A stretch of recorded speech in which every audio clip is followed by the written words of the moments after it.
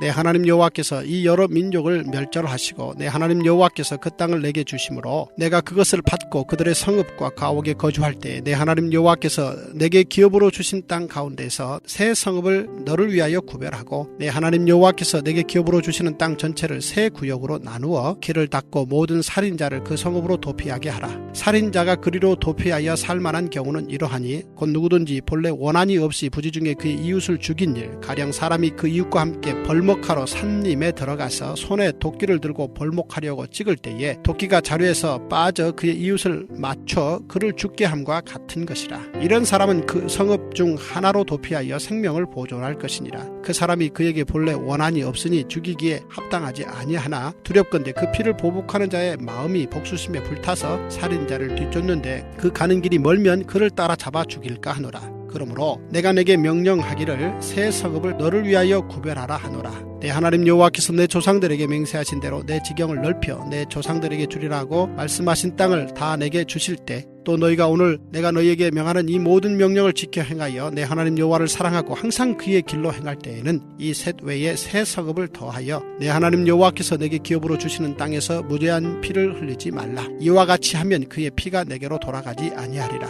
그러나 만일 어떤 사람이 그의 이웃을 미워하여 엎드려 그를 기다리다가 일어나 상처를 입혀 죽게 하고 이 한 성읍으로 도피하면 그 본 성읍 장로들이 사람을 보내어 그를 거기서 잡아다가 보복자의 손에 넘겨 죽이게 할 것이라. 내 눈이 그를 긍휼히 여기지 말고 무죄한 피를 흘린 죄를 이스라엘에서 제하라. 그리하면 내게 복이 있으리라. 내 하나님 여호와께서 내게 주어 차지하게 하시는 땅 곧 내 소유가 된 기업의 땅에서 조상이 정한 내 이웃의 경계표를 옮기지 말지니라. 사람의 모든 악에 관하여 또한 모든 죄에 관하여는 한 증인으로만 정할 것이 아니요 두 증인의 입으로나 또는 세 증인의 입으로 그 사건을 확정할 것이며 만일 위증하는 자가 있어 어떤 사람이 악을 행하였다고 말하면 그 논쟁하는 쌍방이 같이 하나님 앞에 나아가 그 당시에 제사장과 재판장 앞에 설 것이요 재판장은 자세히 조사하여 그 증인이 거짓 증거하여 그 형제를 거짓으로 모함한 것이 판명되면 그가 그의 형제에게 행하려고 꾀한 그대로 그에게 행하여 너희 중에서 악을 제하라. 그리하면 그 남은 자들이 듣고 두려워하여 다시는 그런 악을 너희 중에서 행하지 아니하리라. 내 눈이 긍휼히 여기지 말라. 생명에는 생명으로, 눈에는 눈으로, 이에는 이로, 손에는 손으로, 발에는 발로이니라. 기도하겠습니다.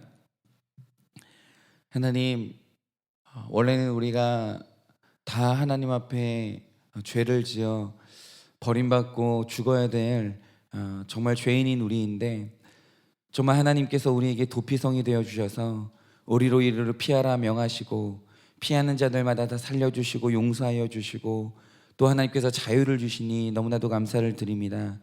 하나님, 그러나 도피성에 피한다라고 그곳으로 무작정 온다라고 내 인생이 바뀌는 것이 아니라 내 삶 가운데 진실로 회개가 있고 또 도피성 계신 예수님을 이용하는 것이 아니라 섬기지 않으면 하나님, 우리가 그 모든 우리의 지략과 노력이 아무 의미가 없음을 주님 앞에 고백을 합니다. 하나님, 오늘도 도피성으로 피한다는 것이 무엇인지 또 도피성으로 피한 자가 받는 복이 무엇인지 오늘도 그리스도 안에서 배우고자 하오니 주님, 오늘도 이 새벽에 말씀하여 주시고 하나님, 도피성을 우리가 누리는 이 새벽 될 수 있도록 역사하여 주시옵소서. 믿사오며 살아계신 예수님 이름 받들어 기도드립니다. 아멘.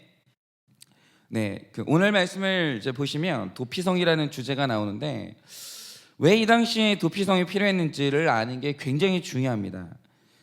이 당시 고대 근동 사회에서는 그 누구도 부인할 수 없는 아주 단순하지만 선명한 상식법이 하나가 있었습니다.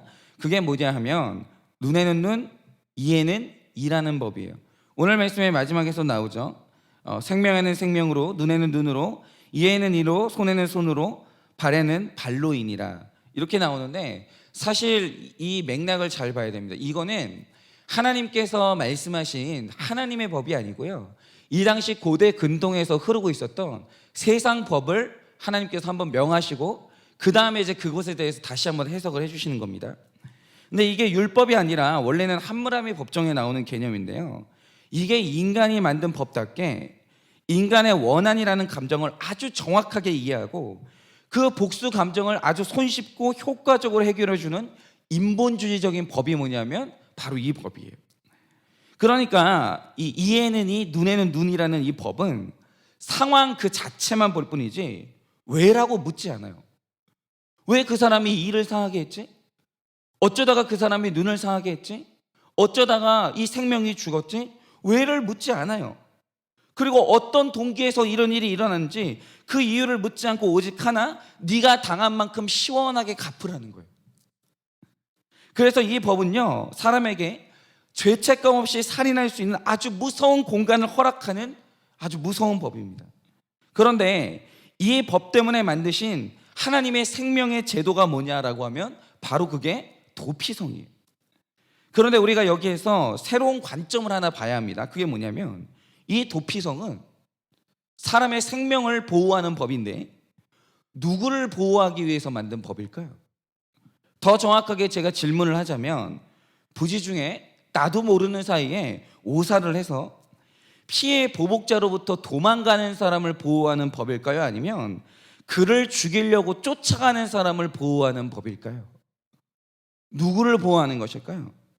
여러분, 우리가 구원의 관점에서 한번 보자 이겁니다. 오늘 말씀을 따르면 부지 중에 원한이 없는데 나도 모르게 실수로 사람을 죽인 자는 도피성에서 받아주게 돼 있습니다. 살인이 아니라 실수에 대해서는 받아주게 돼 있는 거죠. 그러면 하나님이 이거를 죄라고 보시는 겁니까? 실수로 보시는 겁니까? 이거는 죄가 아니라 실수로 보시는 거예요. 그래서 만약 이 사람이 도피성에 도착하기 전에 피해 보복자의 손에 의해서 죽었다, 그러면 그는 그 실수 때문에 지옥에 가는 일은 없는 거예요. 그의 육체의 생명이 죽을 줄은 모르겠지만 그러나 그의 영혼이 지옥에 가는 일은 없는 거예요. 여러분, 하나님은 절대로 실수한 자를 지옥에 보내지 않아요. 그런데 문제는 무죄한 피를 흘린 보복자예요. 여러분, 오늘 말씀 10절에서 말씀하시는 하나님의 법이 뭐냐면 무죄한 피를 흘리는 자는 그 피의 대가를 반드시 치러야 돼요.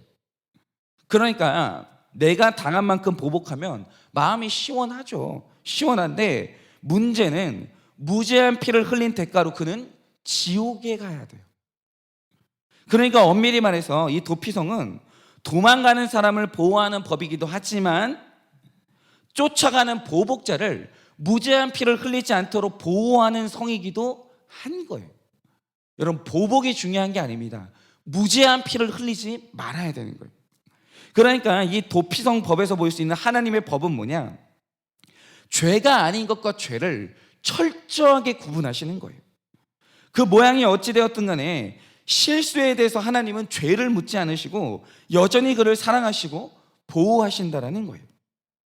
그 증거가 뭐냐? 여러분 11절을 보시면 이런 사람들이 있어요. 사실은 이웃이 미워서 죽였어요. 이웃이 미워서 진짜로 내가 살인을 한 거예요. 의도적으로. 실수가 아닙니다. 명백한 살인이에요.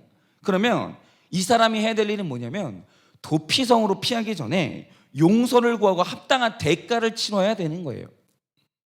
그런데 이 사람이 실수로 사람을 죽인 척을 하고 도피성으로 도망간 사람이 있다는 거죠. 여러분, 그런 경우에 도피성은 그 사람을 절대로 보호하지 않습니다. 하나님은 속지 않으시고 죄와 실수를 철저하게 구분하시는 거예요. 실수로 사람을 죽인 자는 얼마든지 도피성에서 그의 문을 열어주고 그와 함께 살면서 그를 보호해주지만, 그러나 실수한 척하면서 상대가 미워서 살인한 자에게는 도피성은 자비를 베풀지 않아요. 그는 반드시 그 피해 대가를 치러야 된다는 겁니다. 제가 이걸 적용하자면 얼마 전에 어떤 분이 이 밀양이라는 영화 때문에 저한테 질문을 던지신 분이 있어요. 그런데 그 영화에서 이 문제가 된 부분이 어느 부분이냐면, 어떤 엄마의 아들을 죽인 살인자가 있어요. 그래서 이 엄마가 이 살인자를 미워하면서 지옥을 살았어요. 당연하죠. 아니, 내 아들을 죽였는데, 이 사람이 내 아들을 죽였는데 어떻게 그 사람을 쉽게 용서를 하겠어요. 그 사람이 미워서 지옥을 사는 거죠. 그런데 이분이 너무 괴로워서 어느 날 교회를 갔다가 은혜를 받고 내가 용서를 해야 된다는 깨달음을 얻은 거예요. 그래서 이 엄마가 내 아이를 죽인 살인자를 만나서 내가 당신을 용서한다는 말을 하려고 했어요. 그래서 그 살인자를 이렇게 면회해가지고 마주 앉았는데 갑자기 이 엄마가 말을 꺼내기 전에 살인자가 하는 말이 뭐냐? 제가 감옥에서 예수님을 믿었는데 예수님이 저를 용서해 주셨다고. 그래서 저는 이제 천국 갈 수 있게 됐다고, 너무 마음이 편하다고 이렇게 말을 하는 거예요. 그런데 이 엄마가 여기에서 충격을 받은 거예요. 아니, 피해자인 내가 용서를 안 했는데 예수님이 내가 용서 안 한 이 사람을 용서해 주셨다고? 누구 맘대로?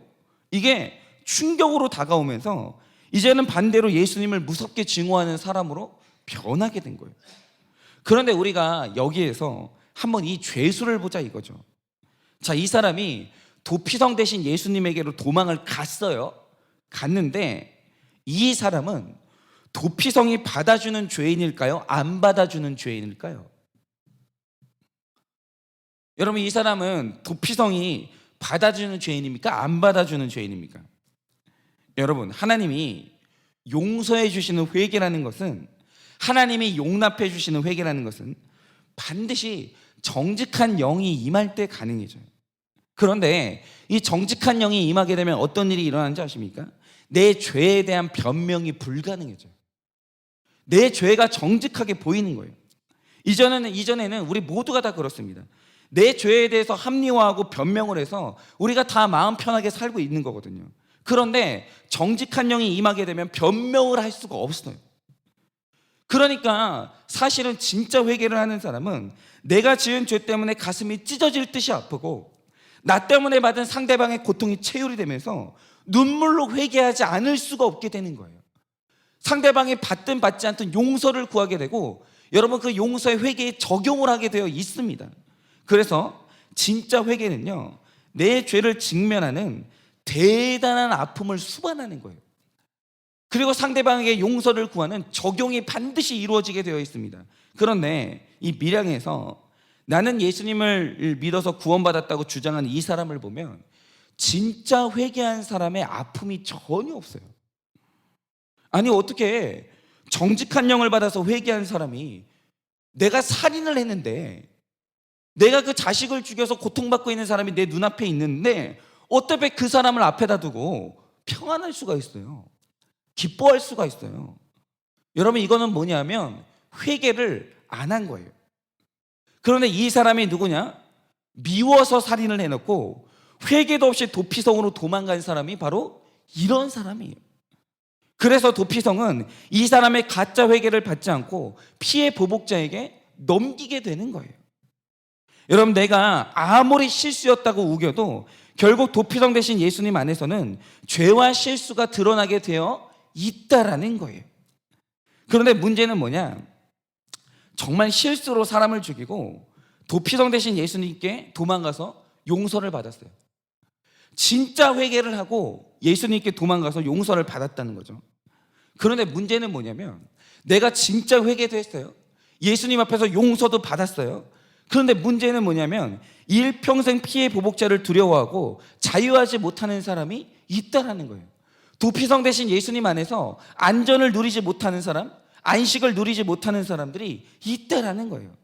그 대표적인 이 적용을 해보자면 그 대표적인 분들이 누구냐? 바로 성폭행을 당한 피해자들이 그런 경우가 굉장히 많아요.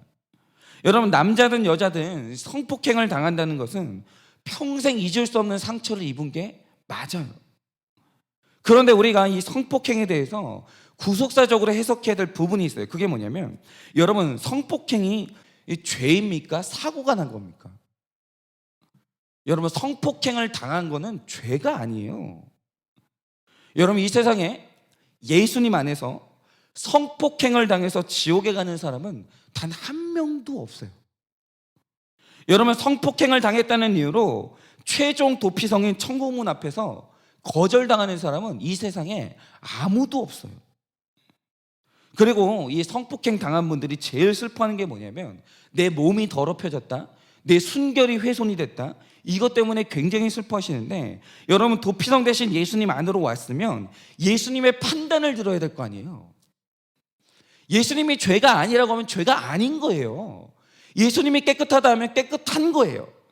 그런데 여러분, 성폭행을 당한 모든 사람들의 감정이 훼손된 게 맞죠? 여러분, 그 몸에 상처를 입은 거 맞습니다. 그런데 하나님 앞에서 여전히 순결해요. 여러분, 어떤 성폭행범도 하나님 앞에서 그 사람의 순결을 빼앗을 수 없고 그 순결을 훼손할 수가 없어요. 절대로. 그러므로 도피성 대신 예수님 안에서는 여전히 순결하고 여전히 깨끗하며 여전히 사랑받는 하나님의 자녀인 거예요. 예수님 안에서 깨끗하다고 선언받은 모든 사람은 안전하게 보호받는다라는 거예요. 그러므로 여러분, 더 이상 무죄한 피를 흘리지 말라라는 거예요. 하나님이 죄가 아닌 것에 대해서 끊임없이 내 가슴을 찌르면서 여러분, 무죄한 피를 흘리지 말라라는 겁니다. 여러분, 이 시간 우리 모두가 변명의 도피성, 합리화의 도피성에 숨는 게 아니라 복음의 도피성, 예수 그리스도라는 도피성으로 숨기를 원합니다. 여러분, 그 도피성 앞에서 죄로 드러나는 것은 정직하게 회개하면 되는 거예요. 그러면 누구든 도피성 안으로 들어가서 용서받을 수 있는 겁니다. 그리고 하나님이 이제 용서받았다고, 그건 죄가 아니라고, 그건 실수였다고 하시는 모든 과거의 일에서는 우리 모두가 다 자유하시면 좋겠습니다. 여러분, 이렇게 예수 그리스도라는 도피성 안에서 회개할 것은 하고 죄가 아닌 것은 다 잊고 새로 시작하는 모든 사람들마다 그 도피성 안에서 자유를 얻고 안식을 얻고 깨끗함을 얻으면서 마침내는 영원한 안식을 얻는 우리가 될 줄을 예수 그리스도의 이름으로 믿습니다. 이렇게 참된 도피성 안에서 회개하고 용서받고 자유하는 우리 모두가 되기를 예수님의 이름으로 축원을 드립니다.